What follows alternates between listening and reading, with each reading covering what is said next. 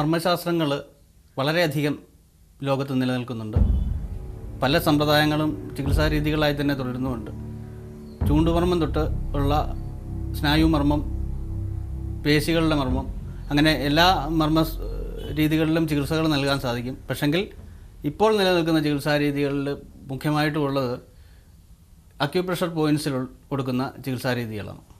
അതിൽ പ്രഷർ ചെയ്തുകൊണ്ട് രക്തചംക്രമണത്തെ നിയന്ത്രിച്ച് കൊണ്ടുള്ള ചികിത്സാ രീതിയാണ് നമ്മൾ അനുവർത്തിക്കുന്നത്.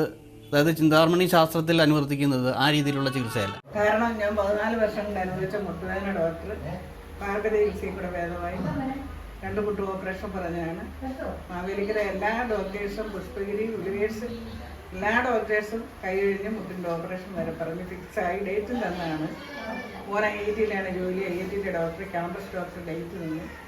ഇപ്പോൾ പരിപൂർണ്ണം ഭേദമായി. എനിക്ക് നടക്കാൻ പറ്റും, തിരിഞ്ഞു നോക്കാൻ പറ്റത്തില്ലായിരുന്നു. എനിക്ക് ഞാൻ സമ്പൂർണ്ണ സന്തോഷം. 14 ദിവസം ബാക്കി റെസ്റ്റാണ്. അതായത് സ്ഥാനചലനം ഉണ്ടാകുന്ന മാംസ, അസ്ഥി, പേശി, ഞരമ്പ് പ്രശ്നങ്ങൾക്ക് പെട്ടെന്ന് പരിഹാരം കാണുന്ന, അതുകൊണ്ട് തന്നെയാണ് ഇതിൻ്റെ പ്രാധാന്യം വർദ്ധിച്ചു വരുന്നത്.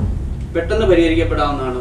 മാസങ്ങളോളം അല്ലെങ്കിൽ ദിവസങ്ങളോളം ഉള്ള ചികിത്സയുടെ ആവശ്യം വരുന്നില്ല. ഒറ്റ പ്രാവശ്യം കൊണ്ട് 1-2 മിനിറ്റ് കൊണ്ട് ഇതിൻ്റെ സ്ഥാനചലനം നമ്മൾ കറക്റ്റാക്കി കഴിഞ്ഞാൽ അത് ക്ലിയർ ആയി പോകും.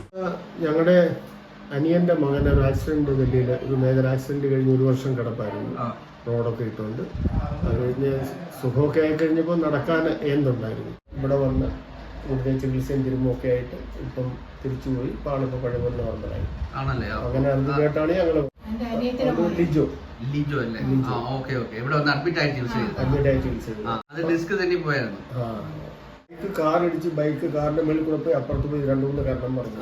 രക്ഷപ്പെടുമെന്ന് വിചാരിച്ചതല്ലോ. അങ്ങനെ അതിപ്പം നോർമലായില്ല, സുഖമായി. അങ്ങനെ ആ എക്സ്പീരിയൻസിൽ നിന്നാണ് ഞങ്ങൾ വരുന്നത്.